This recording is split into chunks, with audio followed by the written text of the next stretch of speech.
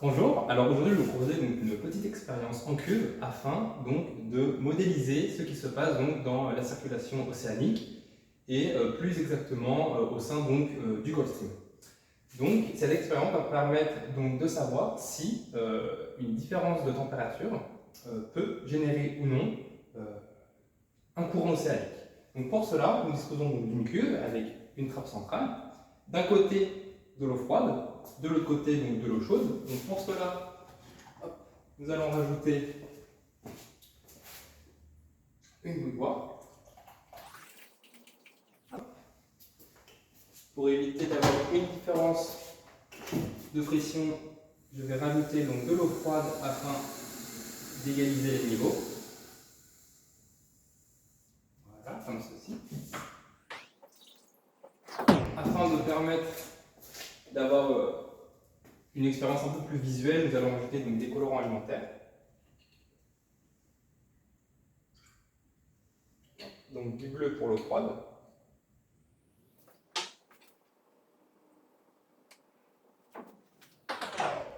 Et du rouge donc pour l'eau chaude.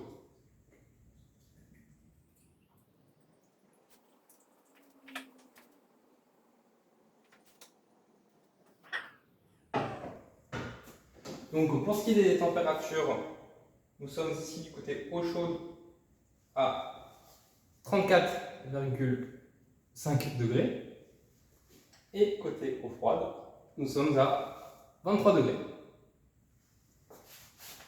Maintenant, pour plus tard, en fin d'expérience, nous allons donc prélever de l'eau.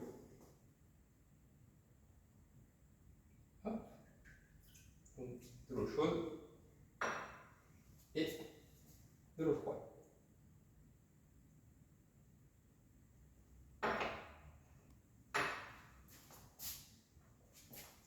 Afin d'observer un potentiel courant, nous allons rajouter donc un flotteur en surface qui va nous permettre de déterminer ou non s'il y a un courant et enfin de pouvoir le quantifier donc, avec une vitesse. Il y a des graduations ici visibles donc, toutes les 10 cm. Donc maintenant, place à l'ouverture.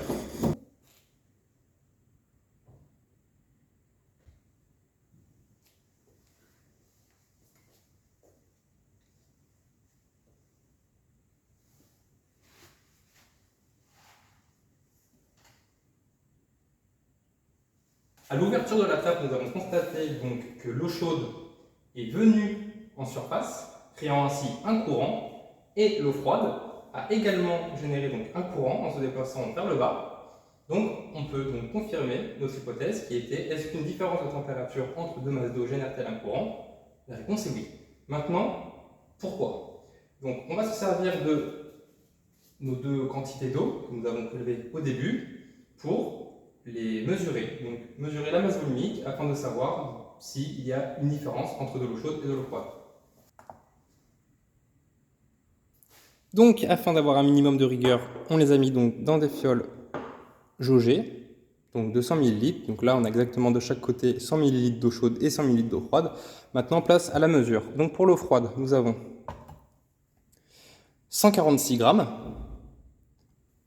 Et pour l'eau chaude, nous avons 143 grammes. Donc nous avons une différence donc de 3 grammes, à savoir que les deux fioles ont été pesées au préalable, elles font exactement la même masse, donc la seule masse qui va changer, c'est la masse volumique donc de l'eau. Donc il y a bien une différence de 3 grammes pour les 100 ml. Donc maintenant, pour revenir à notre hypothèse de départ qui était: est-ce qu'une différence de température génère-t-elle un courant? Donc la réponse est oui. Maintenant, pourquoi? Donc nous l'avons vu grâce à la seconde expérience qui était donc de mesurer la masse volumique pour l'eau chaude et l'eau froide. Donc on constate bien une différence de masse volumique. On peut donc dire que l'eau chaude est plus légère que l'eau froide, et donc que l'eau froide est plus lourde que l'eau chaude. Et c'est cela qui est donc responsable de ce courant. Donc maintenant, nous allons réaliser le calcul afin de déterminer la vitesse de ce flotteur, et donc la vitesse de ce courant qui a été généré. Donc maintenant, nous allons calculer la vitesse du flotteur, et donc du courant indirectement. Donc pour ce qui est de la vitesse du flotteur, donc la vitesse du flotteur est égale la distance que celui-ci a parcouru sur delta t, qui est donc le temps que celui-ci a mis à parcourir cette distance. Pour la distance, nous sommes à 30 cm. Et pour le temps, nous sommes à environ, donc on va dire à 10 secondes. Donc cela nous permet donc de calculer la vitesse qui est de 3 cm par seconde.